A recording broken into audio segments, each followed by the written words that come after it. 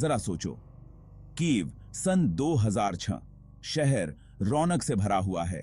अचानक एक आदमी कहीं से प्रकट होता है। उसने ऐसे कपड़े पहने हैं जैसे वो 1950 के जमाने से आया हो। ये है सेर्गेई पोनोमारेंको और उसके पास एक कहानी है। उसने कहा कि उसे नहीं पता कि वो 2006 में कैसे पहुंच गया। एक ऐसा मामला जो जवाबों से ज्यादा सवाल छोड़ जाएगा। थाने में सेर्गेई की उलझन ने रहस्य को और गहरा कर दिया। वो वाकई में खोया हुआ लग रहा था, एक ऐसी दुनिया में एक अजनबी जो उसके बिना आगे बढ़ चुकी थी।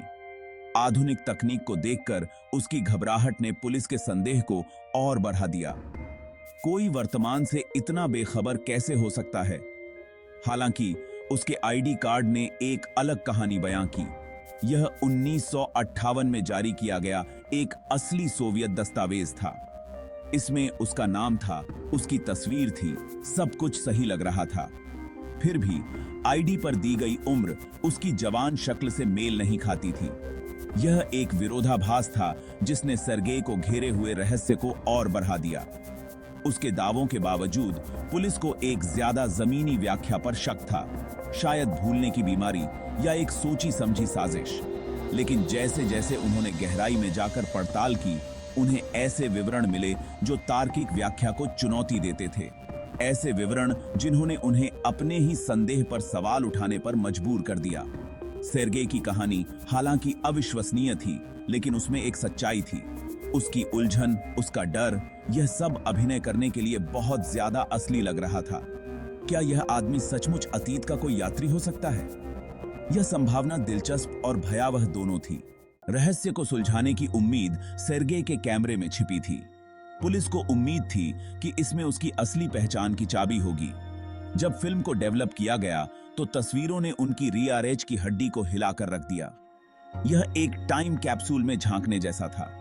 एक युवक जो बिल्कुल सेर्गेई जैसा दिखता था, क्या यह समय के माध्यम से उसकी यात्रा का प्रमाण हो सकता है? 1950 के दशक के जीवन की पुरानी यादों वाली तस्वीरों के बीच एक तस्वीर सबसे अलग थी, जिसने इसे देखने वाले सभी लोगों की रीरहच की हड्डी में सिहरन पैदा कर दी। इसमें एक पार्क के ऊपर आसमान में मंडराती एक बड़ी डिस्क के आकार की वस्तु दिखाई दे रही थी, एक यूएफओ। यह वस्तु ऐसी थी जैसी पहले कभी नहीं देखी गई थी। इसके कोई पंख नहीं थे, कोई पूंछ नहीं थी, किसी भी तरह के कोई निशान नहीं थे। यह बस वहां आकाश में लटकी हुई थी, एक अनजानी दुनिया से एक मूक प्रहरी। तस्वीर साफ थी, शार्प थी और निश्चित रूप से असली थी। क्या यही सेर्गेई की कथित समय यात्रा का कारण हो सकता है? क्या यह यूएफओ ही वह वाहन था जो उसे उसके समय से 2006 में ले आया था? यह संभावना, चाहे कितनी भी असंभव क्यों न हो, जांचकर्ताओं में उत्साह और भय की लहर दौड़ा गई। यूएफओ की तस्वीर ने सेर्गेई की कहानी में एक नया ही आयाम जोड़ दिया। यह अज्ञात के साथ एक ठोस कड़ी थी, एक ऐसा सबूत जिसे आसानी से खारिज नहीं किया जा सकता था। समय यात्री का मामला अब असाधारण हो गया था। भाग 5, हवा में गायब हो गया। पुलिस चौंका देने वाले सबूतों से अभिभूत होकर सेर्गेई को रात भर के लिए रखने का फैसला किया। उन्हें जानकारी को संसाधित करने, विशेषज्ञों से सलाह लेने, असंभव को समझने के लिए समय चाहिए था। लेकिन लगता है कि किस्मत को कुछ और ही मंजूर था। अगली सुबह जब वे सेर्गेई के कमरे में गए तो उन्हें एक खाली कमरा मिला। जबरदस्ती घुसने का कोई निशान नहीं था, कोई संघर्ष नहीं था, इस बात का कोई संकेत नहीं था कि वह कहां गया होगा। ऐसा था जैसे वह हवा में गायब हो गया हो। गार्डों ने कसम खाई कि उन्होंने उसे कुछ घंटे पहले ही अपने बिस्तर पर बैठे हुए दीवार को खाली नजरों से घूरते हुए देखा था। उस कमरे में क्या हुआ? एक आदमी बिना किसी निशान के एक सुरक्षित पुलिस स्टेशन से कैसे गायब हो सकता है? इस गुमशुदगी ने रहस्य को 10 गुना बढ़ा दिया। क्या सेर्गेई किसी तरह फिर से समय यात्रा करने में कामयाब हो गया था? क्या उसका अपहरण कर लिया गया था? या कोई और अधिक सामान्य व्याख्या थी जो सभी को समझ में नहीं आई? भाग 6 समय का ताना बाना। समय यात्रा का विचार नया नहीं है। इसने सदियों से मानव कल्पना को मोहित किया है।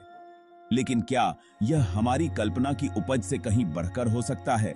क्या सेर्गे का मामला समय यात्रा की संभावना का प्रमाण हो सकता है? आइंस्टीन का सापेक्षता का सिद्धांत समय की प्रकृति की एक झलक पेश करता है। यह बताता है कि समय निरपेक्ष नहीं है, बल्कि प्रेक्षक के संदर्भ फ्रेम के सापेक्ष है। समय को बढ़ाया और सिकोड़ा जा सकता है, फैलाया और अनुबंधित किया जा सकता है। सापेक्षता के सबसे दिलचस्प पहलुओं में से एक समय के फैलाव की अवधारणा है।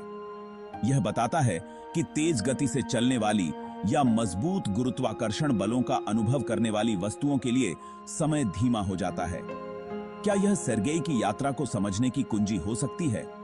जबकि सापेक्षता का गणित समय यात्रा की संभावना की अनुमति देता है, व्यावहारिक निहितार्थ भौतिकविदों के बीच बहस का विषय बने हुए हैं।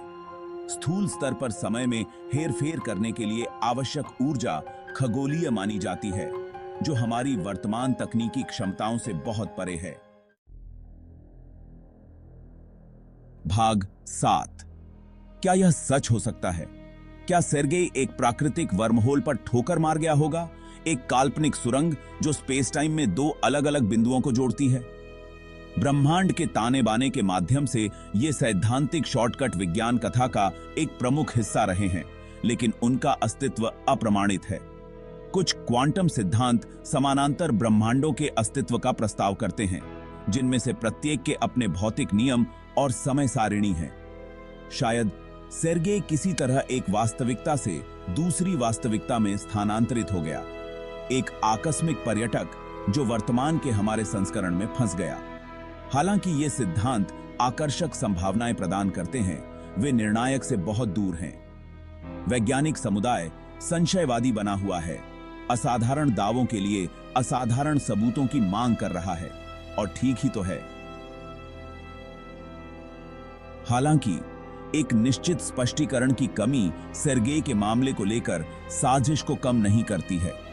यह उन विशाल रहस्यों की याद दिलाता है जो अभी भी ब्रह्मांड की हमारी वर्तमान समझ से परे हैं। भाग 8 संदेह के बीज। कहानी की सम्मोहक प्रकृति के बावजूद निश्चित रूप से संशयवादी आवाजें भी हैं। वे सेर्गेई की कहानी में विसंगतियों, सबूतों में विसंगतियों और समय यात्रा के लिए एक स्पष्ट तंत्र की कमी की ओर इशारा करते हैं। कुछ लोगों का तर्क है कि तस्वीरें चालाक जालसाजी हो सकती हैं, यूएफओ टॉग की छवि एक अच्छी तरह से तैयार की गई धोखाधड़ी। आखिरकार हम एक ऐसे युग में रहते हैं जहां तकनीक वास्तविकता में आश्चर्यजनक आसानी से हेरफेर कर सकती है। हम कैसे सुनिश्चित हो सकते हैं कि हम जो देखते हैं वह वास्तव में प्रामाणिक है? दूसरों ने पुलिस रिपोर्टों की वैधता पर सवाल उठाया है, यह सुझाव देते हुए कि पूरी कहानी एक मनगढ़ंत कहानी हो सकती है, एक आधुनिक शहरी किंवदंती जिसे हमारी कल्पनाओं को पकड़ने और हमें वास्तविकता की प्रकृति पर सवाल उठाने के लिए डिजाइन किया गया है। और फिर सेर्गेई के अचानक गायब होने का सवाल है। क्या यह एक मंचित घटना थी, एक विस्तृत चाल का हिस्सा, या क्या वह किसी तरह समय के पन्नों में वापस खिसकने में कामयाब हो गया, अनुत्तरित प्रश्नों का एक निशान छोड़ गया? भाग 9 एक अनसुलझी पहेली।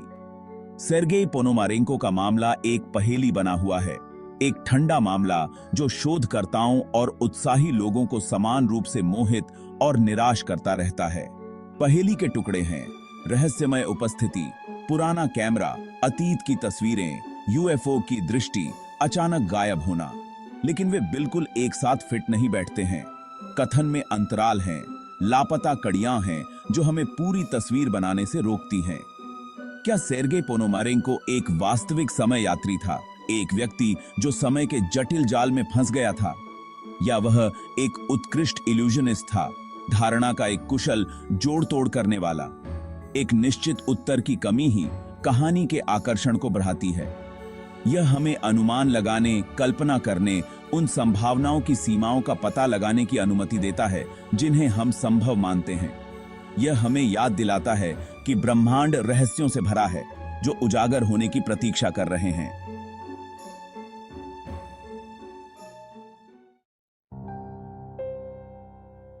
भाग 10।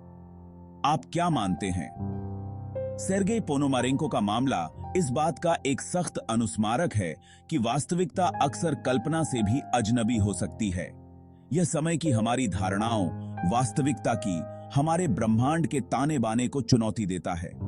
यह हमें अज्ञात का सामना करने, इस संभावना से जूझने के लिए मजबूर करता है कि हमारी वर्तमान समझ से परे ताकतें काम कर रही हैं। आप क्या मानते हैं? क्या सेर्गेई पोनोमारेंको एक समय यात्री था, या वह हमारी सामूहिक कल्पना की उपज था? एक ऐसी कहानी जो हम खुद को एक ऐसी दुनिया को समझने के लिए बताते हैं जो अक्सर यादृच्छिक और अराजक लग सकती है।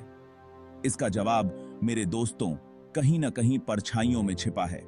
एक ऐसी कहानी की पंक्तियों के बीच छिपा है जो आज भी हमें मोहित और चकित करती रहती है।